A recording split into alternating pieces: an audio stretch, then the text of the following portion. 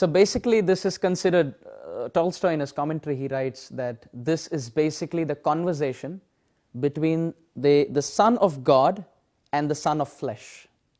So basically that's the first principle, the teaching of the Gita. In the second chapter of the Bhagavad Gita, Krishna talks about two natures. He talks about spirit and he talks about flesh. He talks about how we are spirit but covered by this body which is flesh. So this conversation between Jesus and Satan is like basically a conversation between son of spirit and son of matter or flesh, and they are conversing. On another level, this is also a conversation between the soul and the Satan, that is the mind. Because the mind always tries to trick you and tempt you away from your spiritual practice. So Jesus here represents the Son of God, the Son of Spirit, which means a spiritual practitioner, right? And the Satan here, the son of flesh, represents our own devil mind. And interestingly, as the popular notion is, here the Satan is not seen as somebody with horns and goat legs and a tail and bifurcated tongue and fire all over with a trident in his hand, etc. It's not shown like that. And as far as Jesus being called as the Son of God, again we find a parallel in the Gita, where it is said that the spiritual spark is the sun. The Sanskrit is Amritasya Putra, which means Putra means sun, and Amrita means nectar. So basically all the living entities are called as sons of that immortal nectar, that is God. And God is called as Aham Bija Pradapita, I am the seed-giving Father. So again we find the parallel of how the Spirit is very nicely seen as the Son of God. So now let's start analyzing the first temptation. So the first question, as we saw, Satan comes to Jesus and he says that if you're actually the Son of God, you should be able to prove that by making this stone into bread. So what he was trying to say is that, oh, you're performing so much of austerity to get God, but if you're actually Son of God, you should be so spiritually powerful that you should be able to control your hunger. But still, if you're still feeling hungry, by the power of your spiritual connection with God, try making that stone into bread so that you can eat that bread and you don't have to fast for 40 days. But to that, very wonderfully, Jesus says that I am not the Son in flesh, but in spirit alone. Which means here, Lord Jesus says that I am the Son of God in spirit, right? What is stone? It is matter. What is bread? That is matter. And what to speak of this body? Flesh, that is matter. Converting one matter into another matter, how does that prove that I have a spiritual connection? So it's like a fantastic reply that Jesus gives here, crushing the question of Satan by clearly giving the distinction between spirit and matter. He says, if I have a spiritual connection with God, how is that proven? By converting one matter into another matter, that is stone into bread, with the help of one matter, that's body. So what are you trying to prove? I am not this body, I am spiritual spark. And that's the connection. So Jesus says, I am not the Son in flesh, but in spirit alone. Because if I was Son in flesh, you could say, well, convert one matter into another with this matter and prove your connection. But very wonderfully, Jesus says, I am not the Son in flesh, but in spirit alone. So he's very, very beautifully just crushing Satan's question, so to speak, with this concept of distinction between spirit and matter.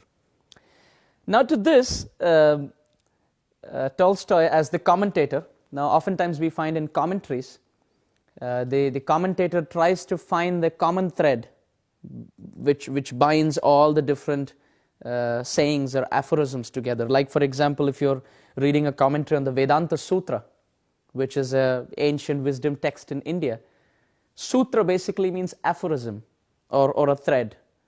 So it's like finding a common thread, binding all the sacred verses together. So in this sense, when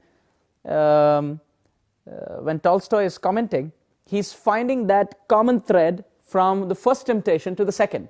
You find in the second temptation, Jesus feels he's on the top of a tower. But in the first temptation, speaking about converting stone to bread, so how they're connected. Tolstoy writes here that Satan tries to rebuttal by saying, okay, if you're the son in, you are the son of God in spirit and not in flesh, then go up the tower, jump from there. You are not the son in flesh, so the flesh will get destroyed, but you are the son in spirit, so nothing should happen to you. Right? So that's the common thread. He says that, okay, I understand.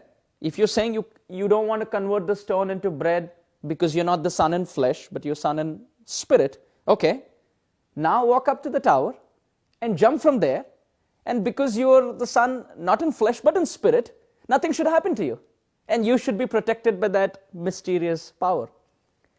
To that, Jesus very wonderfully replies in humility.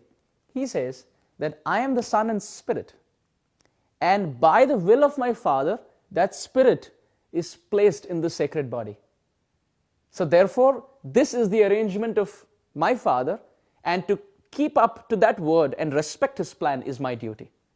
I cannot just give up this body, because it's His plan that the soul should be in this body. So I don't want to give it up. So this runs parallel to the Vedic text, the Indian wisdom text. There's a text called as the Nectar of Devotion, which talks about a principle called as Yukta Vairagya, which means on the path of spiritual elevation or culture, you give up things which are unnecessary and accept things which are necessary for you to achieve your goal. It doesn't mean you give up everything that's material. So here, Jesus is actually talking about that. Satan is trying to tell him, oh, you are the Son in spirit, not in flesh. Give up everything that's flesh.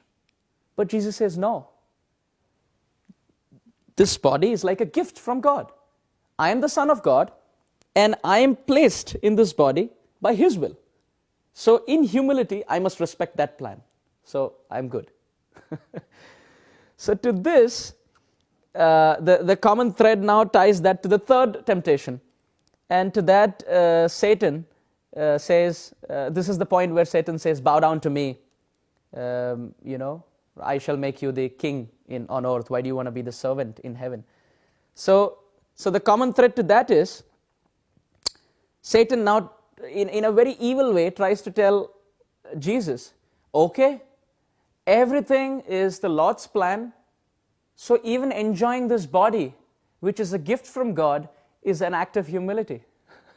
Because this God is His gift, this body is God's gift, and to maintain that is humility. So you should also take care of the different desires and the different temptations of this body. That's also your duty.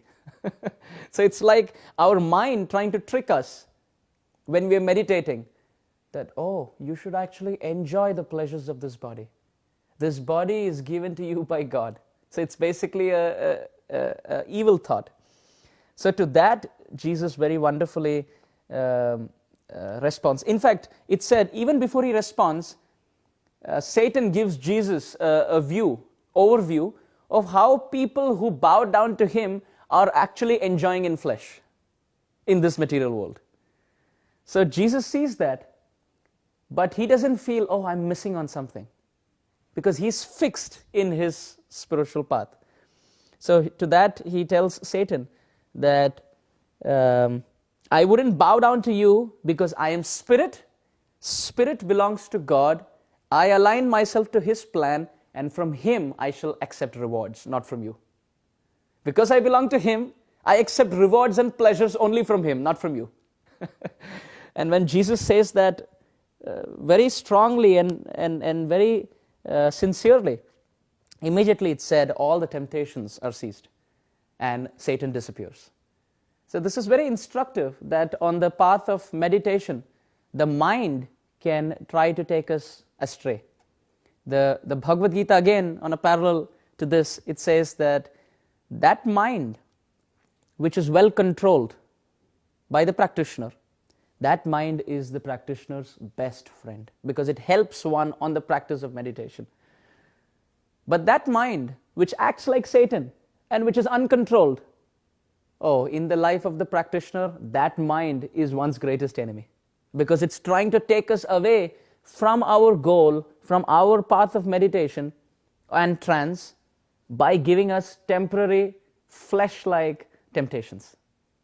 So it's our duty, just like Jesus very strictly and very firmly cut all of this to pieces. It's our duty that we control the fluctuations and the unnecessary swings, so to speak, on the mental platform, and we focus with attention, with sincerity, with seriousness on the goal of our practice.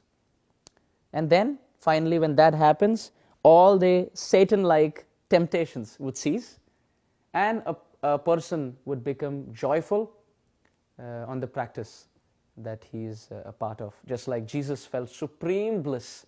It said, after this, he came out of desert and met with John, and the story continues. So no more Satan after that, because the Satan tried his best to tempt Jesus, but when Jesus was fixed on his principles, in complete humility and dependence on the grace of God, then all these temptations ceased.